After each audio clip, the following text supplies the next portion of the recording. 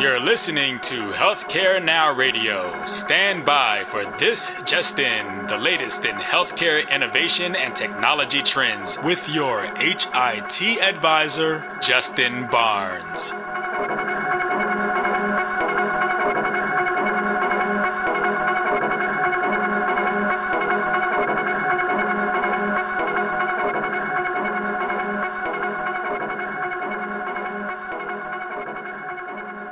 Thank you for tuning in, and welcome to This Just In. I'm your host, Justin Barnes. In this half-hour segment, I'll bring you the latest advancements in healthcare, strategy, innovation, and public policy. As always, we're broadcasting from the This Just In studios on the Business Radio X network, as well as the Healthcare Now radio network. And before we dive into my guest today, I want to take a moment to let everyone know that we'll be broadcasting the This Just In radio show again live from the HIMSS annual conference in Las Vegas on Wednesday, March 7th from 10 a.m. Pacific to 2 p.m. Pacific. Many more details to come here shortly, but I hope everyone is planning on attending the conference. If you're not, though, you'll be able to listen to our show and stream live here at thisjustinradio.com. We'll have another great slate of CEO, CIO, leading care providers, industry thought leaders, riveting authors, and certainly policymakers joining the show. For this episode, though, my 116th episode, we're going to speak with entrepreneur, business coach, public speaker, Anthony McCarley, CEO of McCarley International. Welcome to the show, Anthony. Thank you, Justin. Pleasure to be here. Yeah, it's great to have you here. And we met about 20 years ago. We're catching up a little bit offline here. But we met HBO and Company, McKesson, back in, I think we kind of concluded right around 1997. But we have a lot of, good friends still in common, too. So great to have you on air and make your acquaintance again, my friend. Thank you. It is my pleasure. So before we dive in too deep, because you have a really interesting story, and I've been tracking this for many months through some of our mutual friends, but we'll dive in here in a moment. But please offer my audience just a little background about you, where'd you grow up, attend college, all that good stuff. Yeah, so I'm a California guy. I grew up in California, and I've actually been out in the Philadelphia area now for about 20 years because, as you mentioned, HBOC bought a company out here in the Philadelphia area, and I moved out here to help run the business. I thought I'd be here 2 or 3 years, and I'm here 20 years later. But I've spent my entire career in healthcare IT, both from the HBOC, McKesson kind of companies, the larger companies to the smaller entrepreneurial companies. But my entire career has been in healthcare IT, and I've done everything from programming and service work to general management work to CEO work. It's been a lot of fun. Yeah, well, your background, suits you very well for what you're doing and what we'll talk about today. But entrepreneur, business coach, speaker, and marathon swimmer. So this is what, let's dive into that because that, your story is fascinating and I know my audience is going to love to hear it. So tell us how you got to where you are. Well, on the marathon swimming, it was actually not really about marathon swimming. I can't tell you how or why, Justin, but from the time I was a little boy, I always wanted to swim the English Channel. I just always wanted to do it. And I woke up one day and I was almost 50 years old and I was like, holy schmoly, I'm running out of time. I better go do something about it. So it took me a couple of years to get it done, but I ended up successfully swimming the English Channel in 2013 and done a whole bunch of other swims since then. So I think there's a lot of crossover between the skill set and the emotions and the traits and all those kinds of things, and marathon swimming and entrepreneurship. Yeah, so there's kind of a trifecta in your story and certainly on your website and how you when you speak to audiences, you talk about not only swimming, successfully swimming across the English Channel, but the motivation to get there and the challenges. Then also you did much more than that. So talk a little bit about that. So you mean on the swimming side? Talk a little bit more about the swimming. Yeah. So I'm the 8th person. I was the 97th person to ever do what's called the Triple Crown of marathon swimming, which is the English Channel around Manhattan, the 28.5 miles around Manhattan, and then the 20.2 miles from the Catalina Island to the California shore. And I was the 8th person to ever do that in less than 12 months. But it really all came about because I figured out how to apply my business skills and my project management skills into my hobby of swimming. So there's a big crossover there in terms of emotional management, knowledge management, and physical management. I'm sorry, I think I cut you off, Justin. Sorry. Yeah, no, I mean it's just the focus. I mean, how does it take to swim that again, the English Channel?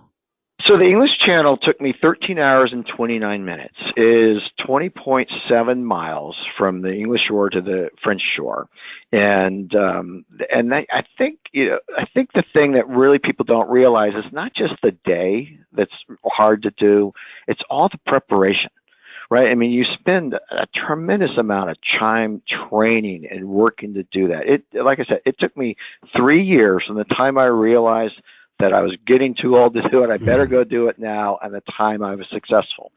And I tell you, this public speaking happened because in marathon swimming, there's always a way. There's always somebody there helping you swim, right? You have your crew, you have people helping you. It's all like, there's lots of people there. And so it's important to the sport that you get back to the sport. And so what happened is I can spend 13 hours in the ocean and I'm fine. I spend 13 minutes on a boat and I get seasick. So I could not give back the same way most people give back for others, and that's by being crew for a big swim. So what I was doing is I was going around to the local swim teams and just, life lessons from marathon swimming kind of talks, just giving back that way. And I would try to spend time talking about whatever coaches wanted me to talk about and those kinds of things, taking the lessons and applying them to the teenagers on their swim team. Well, from there, I had a friend of mine who was an executive at a global 50 company, different company than McKesson at Siemens, and he convinced me to come do their kickoff and be their keynote speaker. And it took weeks for him to convince me to do it because it's a big deal talking to executives versus talking to teenagers, and It's quite a different jump to present yourself that way. But anyway, it was just a fabulous success. And then so Siemens had me fly out to Munich. I did presentations over in Munich. Then I came back, and other people in the U.S. had heard about it. So I just did more and more presentations at the executive level. And quite frankly, I didn't plan to become a business coach. It was not my intent. But because the talk can cover so much, everything from resilience and accepting failure to project management to communication to leadership, and go so many different ways, I would sit down with the business executives ahead of time and just talk to them about what was going on in their business. What were their priorities? What was the core 1, 2, or 3 messages they wanted their audience to hear that day? Where was their vision for the business? What was their competition doing? What are their challenges? Just, the basic stuff, but really the important stuff, right? And so what happened is that after these talks and after those kinds of conversations, the prep sessions, the executives were like, what will it take to keep talking to you? I want you to keep helping my business. I want you to keep helping me. And so the business coaching piece of my life has happened very organically. No, that's fascinating. So how do you maintain your focus, though, for so long, for a 13-hour process and period? Well, and there's a big crossover with business on that too. Because I would tell you that at the same time I was developing my emotional strength to swim that long and do that long, and I would do all kinds of things in training to do it. I would make my workouts intentionally very, very hard. So, for example, typically a big swim for me is a Saturday morning, and I get in the water at 6 o'clock on Saturday morning. Well, I don't eat or drink anything from 6 p.m. the night before on a Friday night. So that by the time I've hit the water at 6 a.m. on Saturday, I haven't had anything to eat in 12 hours, nothing to drink. And then I do my workout, my 3 or 4 hour workout, by consuming nothing either. So I just make it as emotionally tough as possible. The kinds of workouts I do, I swim alone. I don't work out with others. I just do all kinds of little things to trick myself to make it as hard as possible. I don't clear my goggles. I know that sounds crazy, but I deal with that. I don't stretch in between things. I just keep going. So there's all kinds of little things that I do. And the thing that I found fascinating, the thing that, in reflection, right, is the company I was running, Into Health, it had a couple of pivots before it found its sweet spot, and then we had a nice exit. But what I found, so all that was going on at the same time I was doing all this training and all this swimming. And so you would have thought I was overloaded, but instead it increased my focus. It made me emotionally tougher in business and emotionally tougher in swimming at the same time. And I think there's lots of applicability to that for entrepreneurs. If you look at things, Justin, it's not, so one of the things that I coach at McCarley International now is a thing called PKE, and it's physical. A lot of people ask you, how much is physical, how much is mental, right? Yep. And that's really an imprecise way to look at it, I believe. I believe there's the physical side to everything, there's the knowledge side, right? Like knowing how to swim that kind of distance, knowing what you have to do for nutrition and how you parallel the boat and all that kind of stuff. Lots of people have MBAs, lots of people have lots of business knowledge. But the difference, Justin, between successful leaders in business, successful sports folks or whatever, is really the emotional side, right? So I call it PKE, and I help people develop ways to make themselves stronger. If there's a knowledge issue, we deal with a knowledge issue, but that's really not the case. It's really, it's the traits, it's the emotions, it's those kinds of things, it's the discipline, it's those kinds of things that I call emotional that make the big difference in business and sports and swimming. Yeah, I actually couldn't agree more, and we kind of hit on this a little bit when we were talking before the show today. But that was a huge difference for me. You're a business coach, and I attribute a lot of our success in selling our company, Greenway, to having the right business and executive coaches. And that was our biggest, certainly my personal growth area. I had a lot of domain knowledge and expertise and great leadership skills, but emotional intelligence, emotional maturity was a lot of work that I had to do. Because I was always running and gunning from a young age. I was a very young entrepreneur. I think I started my first business when I was 20 years old. And good for you. But you can achieve some financial success that way. But true happiness and really being the best leader that you possibly can be, and also achieve the highest goals, you need to be well-rounded. And that emotional maturity was critically important for me. And as I told you offline, that was the difference, I think, from Greenway selling, say, for $300 million, and we sold for $644 million after we took the company public. And that I attribute about $300 million of growth to that 2 years. We had about a year and a half of leadership coaching. We created a leadership academy, and so it wasn't just us; it was also the next level down of leaders in the company, and even one level down from there. That made a huge difference in taking our company public and then getting the exit that we wanted. So I love what you do and how you do it. So.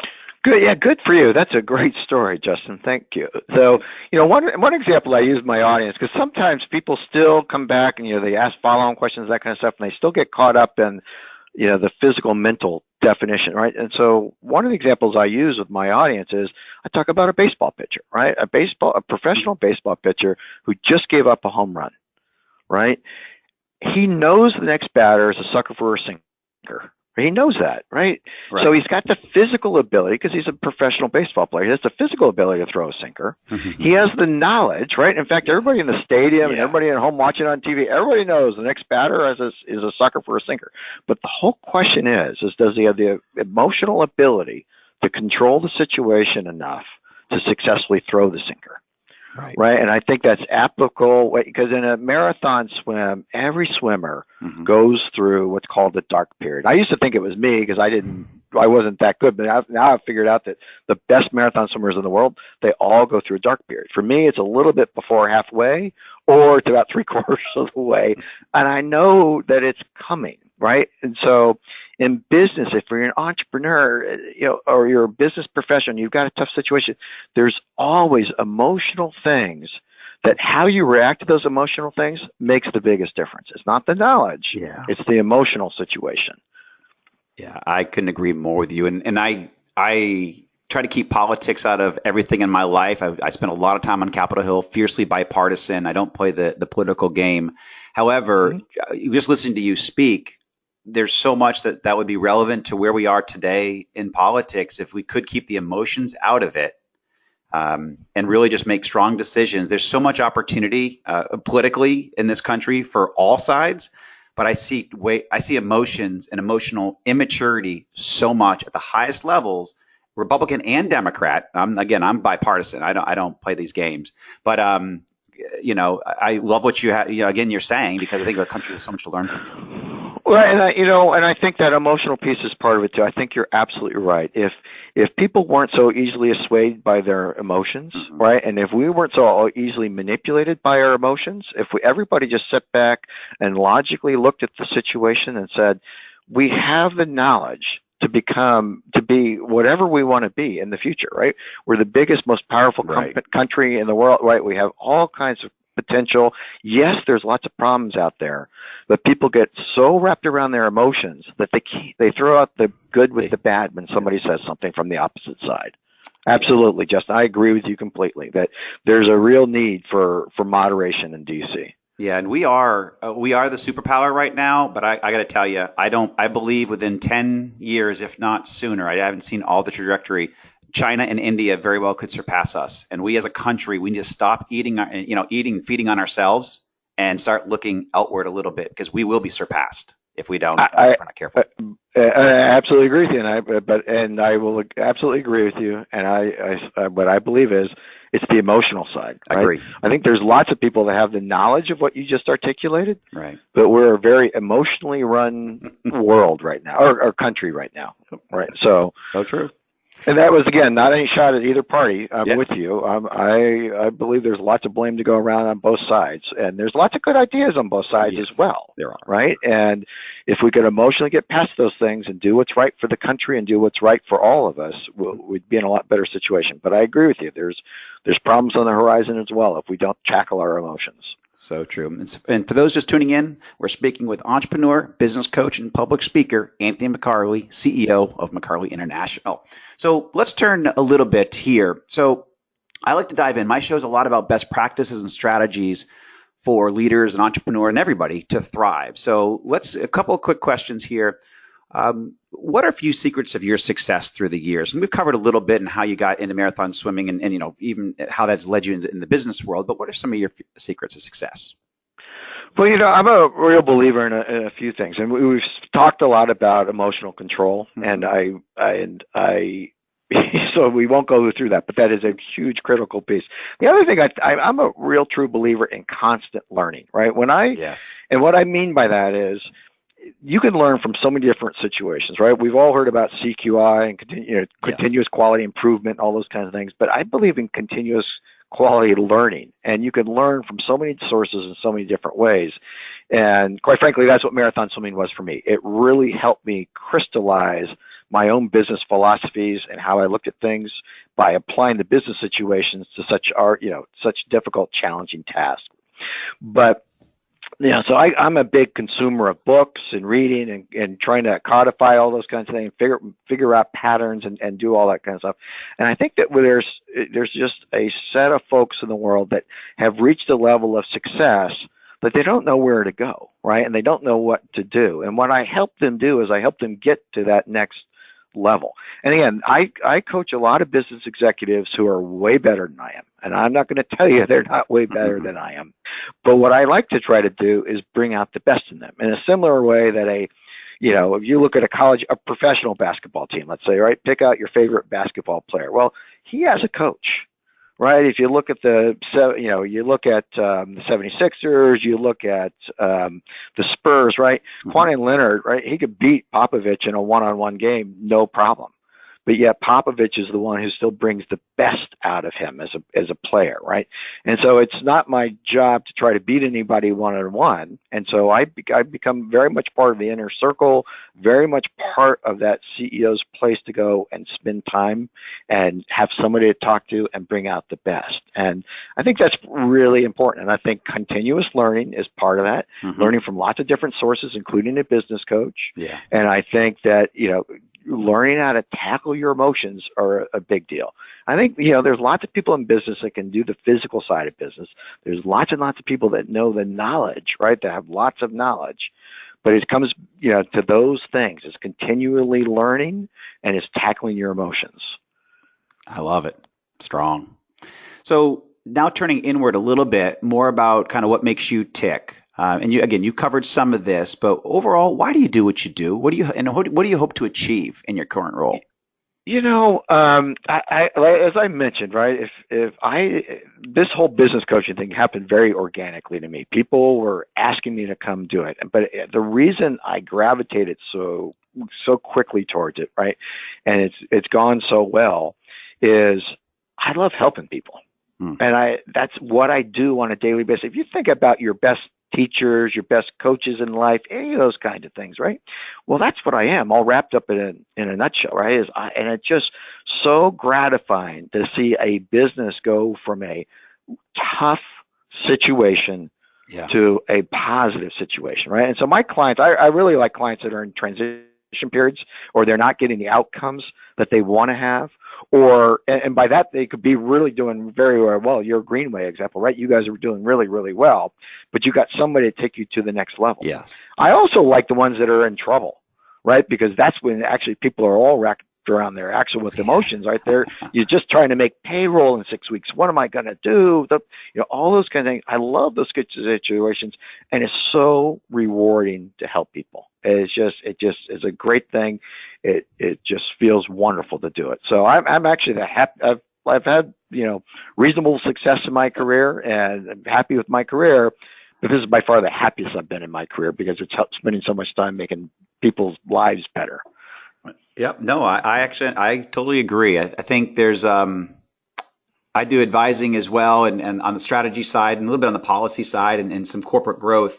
But it's always fun to work with people who are achieving great things, but certainly you do see when, where they turn, if they're not achieving their goals, they do tend to turn inward in some ways that start to attack each other and be able to, get them out of that and allow them to really achieve their goals, hit some new metrics on what they need to, and hopefully, build their business or have an exit that they need to have. So I agree with you completely. Right, and this is where, looking at the person holistically, and that's what I do. I think that's one of the things that makes me different than others. I look at the whole person that I'm working with, and not just their business side or the business results, right? And so I have a nanotechnology client where I work through with and he gives me total credit for this, right?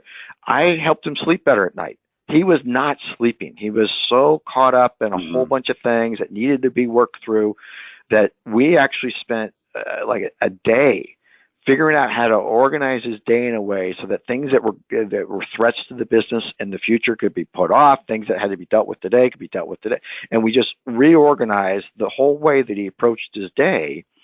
And he gives me total credit. To this day, he told everybody, so I'm not giving up any secrets here, right? He gives everybody total credit for the fact that I help him sleep at night. Yep. So, but I don't think you can execute well in business unless you're sleeping well at night. I was actually going to say that. If you didn't add that last sentence, I was going to add it for you. So you got to rest. I actually talk about that almost every day with a lot of my friends who, and actually you made a great tweet, or you put a tweet out there that I saw just today, actually. I forget when you sent it out, but it was about, not sending emails after hours. It's not good for your employees. It's not good for your company. It's not good for you. And I couldn't agree more with that. So it's actually, you saw that out on Twitter.